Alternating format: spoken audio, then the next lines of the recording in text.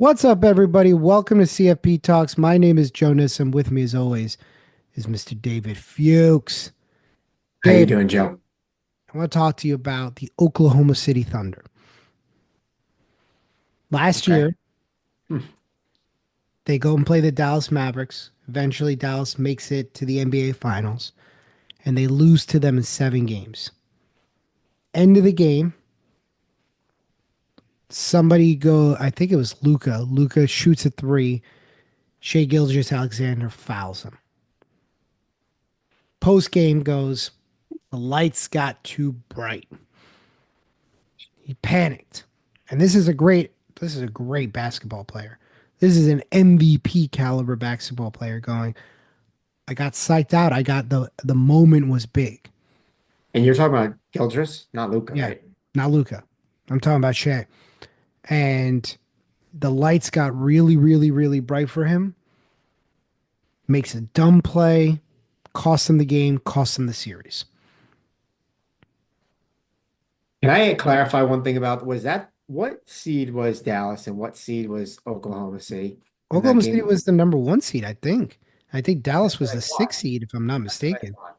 Okay, so Right. that's what I thought. And I was like, wait, because OKC is a young team, like not a lot of people know about them. I was like, wait, are they actually were they the one seed last year? But yeah, okay, I guess they were. Right. And I think they'll probably end up being the one seed this year again, but they're playing with a completely different type of energy this season. But anyway, how often I see people get psyched out by the moment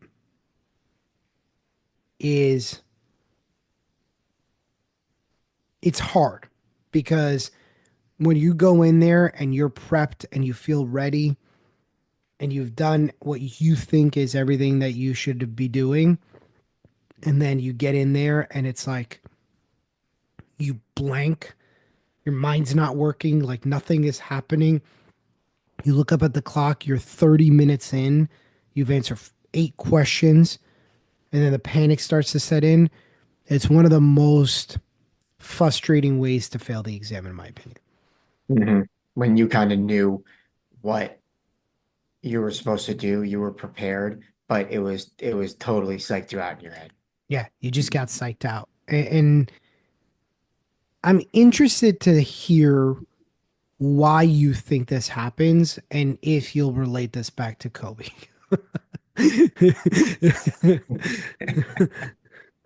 That's a good one. Why does it happen? Well, I think it's just because like this whole thing builds up for 2 months or 2 or 3 months, and you all you hear about is how hard the exam is and how important it is, and yada yada yada. And then at the end of the day, it actually is a very intense, it is an intense thing. And when things get going, there actually is no better way for me to say it than to exactly what you just said is sometimes the lights just get too bright and you almost just like black out and you don't even know what you're doing at that point. And I and then have it just I have a theory, and I want you to tell me what you think of this. I think the people who the lights get too bright end up feeling like a fraud going into the exam, even if they've done yeah, well on their prep. that's certainly like a possible like I could see that for some Right. people. And I'll give you an example. I had a student a couple exam cycles back Have some of the stats. goes into, does the prep, does a really nice job with the prep, but misses a couple of classes.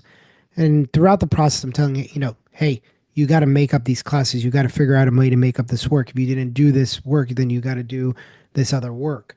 And, throughout the course of study, she never ends up making up the work because work is so busy for her. And eventually we get to the mock exams and she does a fantastic job. She does a really nice job. Goes into the exam, blanks. And I don't think it was a level of acumen. I think her acumen was there because she was an incredibly bright student, incredibly smart, incredibly good at her job. Kind of got to the end and goes, oh, I didn't study enough. I don't think I should be doing as well as I should be doing. So imposter syndrome. Is that the technical term? I think so. Yeah. So imposter syndrome, and I tend to find that um, kills more exam dreams than acumen. And I feel like especially people who go 5 out of 8 on the exam, and there's two versions of that. There's a 5 out of 8 where I kind of surprised myself that I did as well as I did, and there's a Yeah. 5 out of 8 where I thought I was passing and I got 5 out of 8. And a lot of times I feel like, and I had this conversations with a couple of students, they're like, I I genuinely went into that exam thinking I was going to fail and shocked myself that I did as well as I did. Hmm. And I'm like, well, why didn't you pass? Like, man, come on. Like, and they're like, oh, I went back and I changed a bunch of answers. I wonder if that would have made a difference. And I'm like, oh, that is so brutal to hear after the exam, and that is an extraordinarily frustrating thing as a, an instructor to hear that because you walk in, you've done all this prep and you walk in without really feeling like you can pass. And then you kind of almost speak it into existence type of deal. No, What's your for sure. what's your thought on my theory? I think that they, yeah, I mean, yes, I do. I think it happens significantly on this exam. And I think the reason for that, again, is because I think a lot of people, and honestly, this kind of happened to me the first time too, is that I I kind of knew the whole time when I was prepping for it. It was kind of like a paper tiger, my prep. Like I was like, I'm like, I feel like I'm making like fake progress and like I feel like I may end up getting. I've never heard it called a paper tiger before. I like that. Yeah, like it was like a paper tiger. Like I was like prepping for it, but like I kind of never felt like truly, truly strong and confident. Like those were like real, you know, knowledge. And all of a sudden you get in, and the first thing that throws you off pretty much for the Mm. remainder of the time. And I do think that happens to a lot of people. Yeah, especially you get like that first case study that just absolutely rocks you. And especially if you get it early, and that a case study is coming at some point in the exam, but especially if you get it early and it's big and it's chunky and now you're just like, I wasn't ready for this. And it's hard to recover from that It's because very hard to recover from that. no matter how well you do on the rest of the exam, you might have ended up painting yourself into a hole because even though you may have known the information past the case study, that case study may have just set the precedent for the next 20, 30 questions. Just for your mindset, Yep. like solely for your mindset. Yep. And I think that the one thing that I And emphasize and I tell people and tell me what you think about this is every question counts the same. No matter what, it's still one of 170. also, by the way, I just want to say this. I want to throw this out there that the lights are supposed to be bright for this exam.